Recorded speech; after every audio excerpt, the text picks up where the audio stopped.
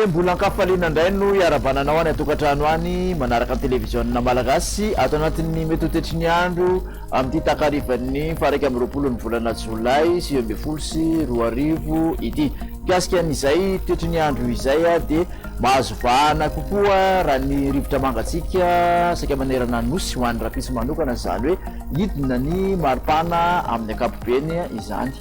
Dia raha nikasika ny an-dranomasina no asiana resaka dia mafy ny fitsokon'ny rivotra amin'reto faritra reto somary mena izy amin'iny faritra nelanelan'ny Morombeka taty Taolagnaro iny zany hoe mafy kokoa amin'iny dia torak'izany ihany koa amin'iny morotsiraka atsinanan'ny nosy iny tokony hitandrina arak'izany ny mpampiasan'ny ranomasina satria raha mikasika an'izay any an-dranomasina zay dia somary ahery ny ranomasina amin'ny morotsiraka andrefan'ny nosy manontolo mahazo ny atsimo andrefana iny dia katraty amin'iny atsinanan'ny nosy iny amin'iny faritra mena iny zany dia ho mafy tanteraka ny ahery tanteraka ny ranomasina. Raha ny toetry ny androntsika ho an'ny rapitso maraina ary no resahana dia eo amin'iny Antalasy morotsiraky ny Antala maro ajetra iny no ahitana an'izay orana malefaka zay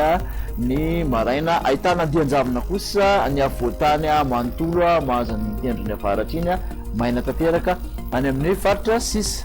Ny tolakandro dia mbola hitatrany izany orana malefaka izany raha ho an'ny morotsiraka analanjirofo mahazo ny Antala iny dia ny morotsiraka sy diana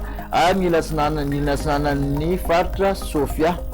somary andrahona kosa ny andro raha ho an'iny vatovavyfitovinany iny maina ny andro any amin'ny faritra sisa. Ny mpiasika ny maripana somary nahitana vidinany mandidina ny 3 ka hatramin'ny 7 degré raha ho an'ny faritra apovoatany 3 vakinakaratra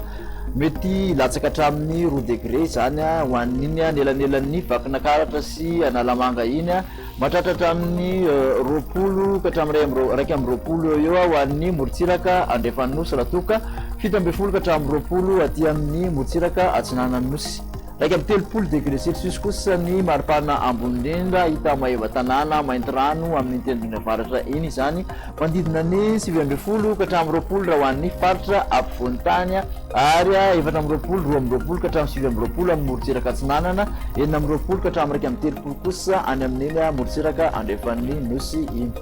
Mikasika ny toetry ny andro ho an'reto tanàn-dehibe telo ivelan'ny Madagasikara eto indray dia ifandimby ny rahona sy ny masoandro na ho an'ny Johannesburg na Europy na i Paris izany.